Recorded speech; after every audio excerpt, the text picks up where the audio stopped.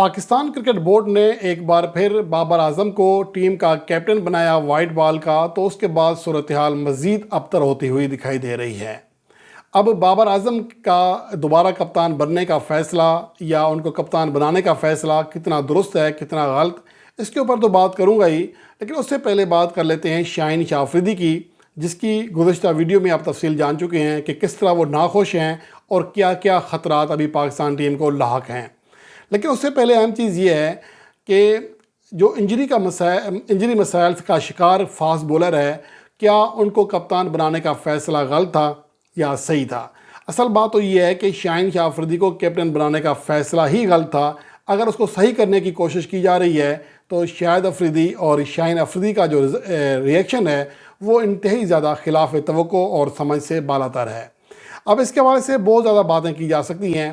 अगर आप ये देख लें कि पसे पर्दा जो मुहरक़ात थे पाकिस्तान की वर्ल्ड कप 2023 के शिकस्त में, उसके बाद ऐसा लगता है कि किस्मत भी नाराज़ हो गई है शाहीन अफरीदी से। वो शायद शाहीन अफरीदी जो कि लगातार 2 सीज़न में लाहौर कलंदर को चैम्पियन बनवा चुका था, 2024 में 10 मैचों में सिर्फ 1 फतह हासिल कर सका।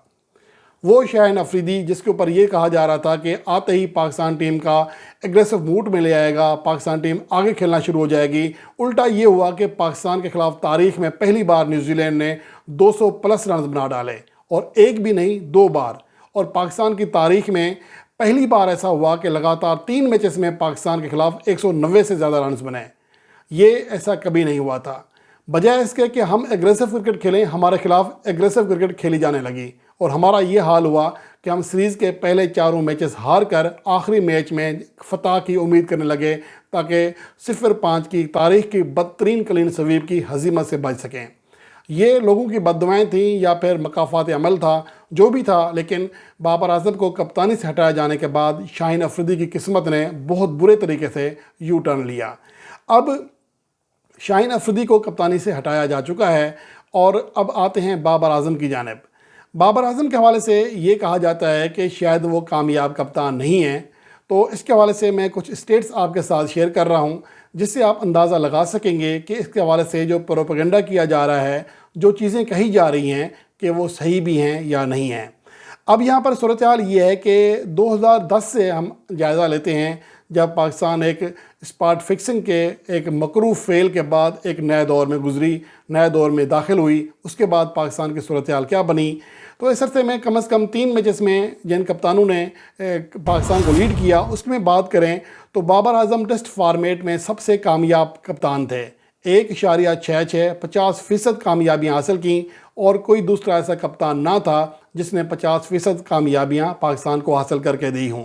मिसबाह उल हक ने 46% कामयाबियाँ हासिल की, सलमान बट ने 40, सरफराज अहमद ने 30, अज़हर अली ने 22, जबकि शान मसूद 0 और बाकी कोई ऐसा कप्तान नहीं था। अगर वनडे फॉर्मेट की बात करें तो बाबर आजम इस अरसे में पाकिस्तान के कामयाब तरीन कप्तान रहे।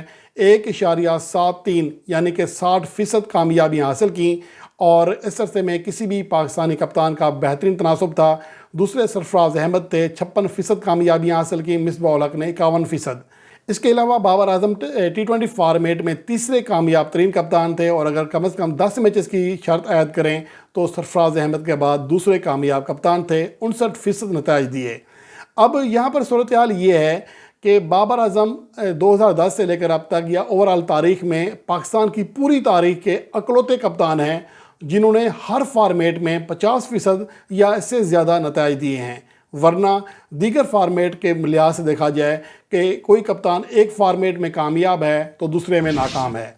जिस तरह मिसबाह उल हक की टेस्ट फार्मेट में कारकर्दगी अच्छी थी लेकिन वनडे फार्मेट में वो नाकाम थे, इस तरह सरफराज अहमद के दौर में पाकिस्तान ने T20 फार्मेट में बहुत ज़्यादा कामयाबियाँ हासिल की, लेकिन वनडे में और टेस्ट में पाकिस्तान टीम नाकामियाँ अपने खाते में डालती जा रही थी।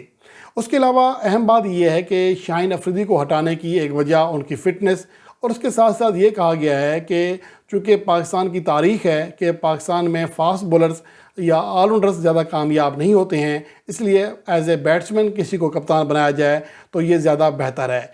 इसके हवाले से देखा जाए तो पाकिस्तान की तारीख़ में वाकई ही कोई ऐसा बॉलर या ऑलराउंडर नहीं है जिसने अपनी कप्तानी में 50% से ज़्यादा नताइज दिए हों।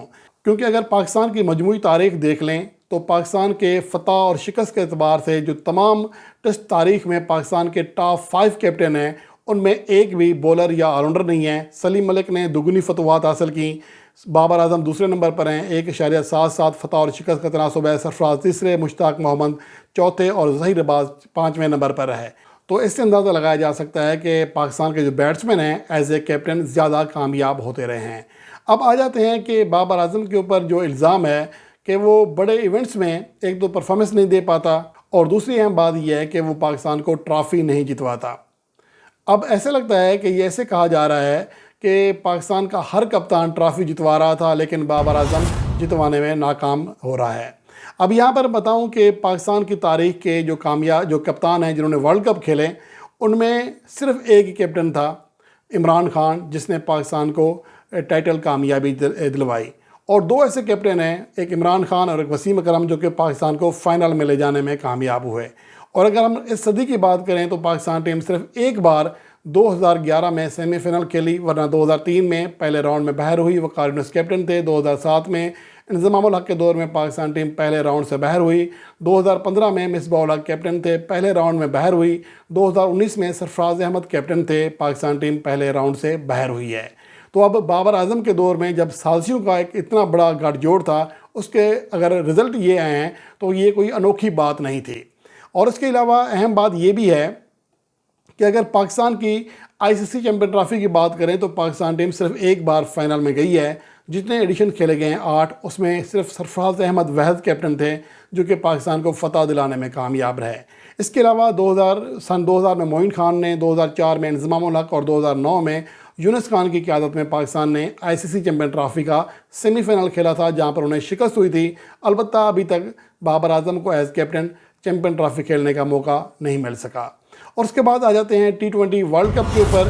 اگر پاکستان کی مجموعی تاریخ دیکھی جائے تو بابر اعظم اکلوتے کپتان ہیں جو کہ اپنی ٹیم کو 2 بار سیمی فائنل میں یا پھر فائنل میں لے جانے میں کامیاب رہے۔ 2021 میں سیمی فائنل میں لے گئے، جہاں پر بتایا آپ کو کہ شاہین افریدی کے جو اوور تھا میتھیو ویڈ کے خلاف، اس نے بازی پلٹ دی اور پاکستان باہر ہو گیا۔ اور اس کے بعد T20 ورلڈ کپ 2022 کے فائنل میچ میں پاکستان ٹیم فتح کے قریب تھی، اور عین موقع پر شاہین افریدی انفٹ ہو گئے اور پاکستان کو ایک اہم موقع پر بولر نہ ہونے کی وجہ سے شکست کا سامنا کرنا پڑا۔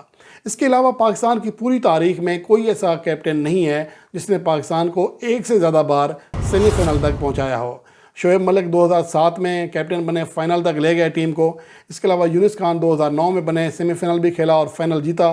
شاہد افریدی کو 2 بار کیپٹن بنایا گیا، 2010 میں سیمی فائنل تک گئے اور 2016 میں انہیں بری شکست کا سامنا کرنا پڑا۔ محمد حفیظ 2012 میں اور 2014 میں کیپٹن بنے، ایک بار اپنی ٹیم کو سیمی فائنل تک لے جا سکے۔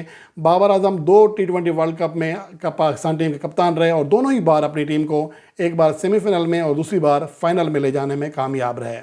تو یہ اعداد و شمار ہیں، جس کے بعد آپ یہ کہہ سکتے ہیں کہ بابر اعظم کا جو بڑے ایونٹس میں جو ایک تانا دیا جاتا ہے کہ ان کے نتائج اچھے نہیں ہیں، تو میرے خیال میں ایسا بالکل نہیں ہے۔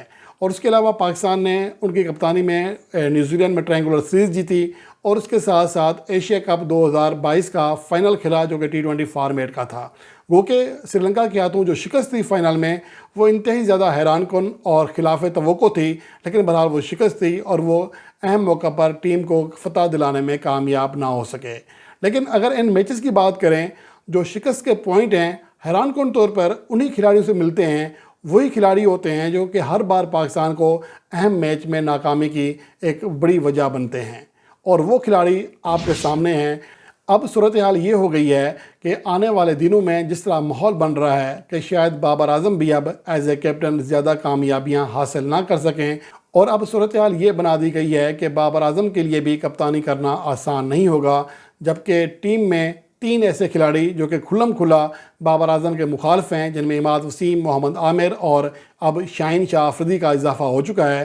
گو کہ اندرون خانہ تو کہانی پہلے سے ہی سب کو معلوم تھی، لیکن اب کھل کر چیزیں سامنے آ رہی ہیں، تو اس کا اب پاکستان ٹیم کو اور بابر اعظم کو شدید نقصان ہو سکتا ہے، اور ایک طرح سے بابر اعظم کی جو کپتانی ہے آگے مزید مسائل کا شکار ہو سکتی ہے۔